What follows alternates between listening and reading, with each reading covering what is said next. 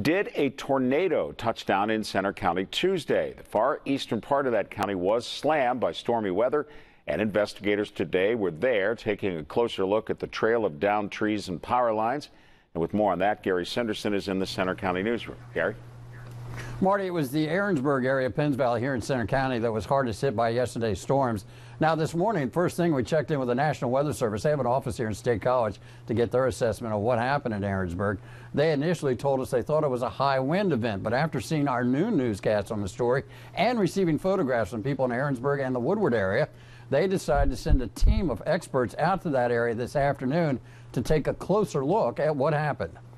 Yeah, I've never seen this at all. Aaronsburg resident Jessica Stroud surveying the damage in her yard where half a dozen trees came down.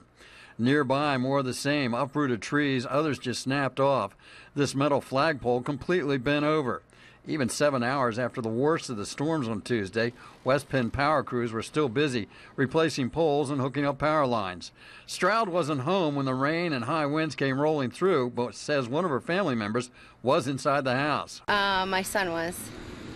What did he tell you? He said it sounded like a train going through the house. Despite all the trees that came down and other debris flying around, there are no reports of any major structural damage or anyone being hurt in those storms in Penns Valley.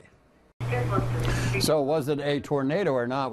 We just got off the phone with the National Weather Service. They just got back from the Penns Valley area. They're going to stay with their original assessment that it was a high wind event. They're calling it a microburst that hit that area yesterday. They do say some of those wind speeds at times as much as 80 miles an hour. Live in Centre County, Gary Sinderson, 6 News.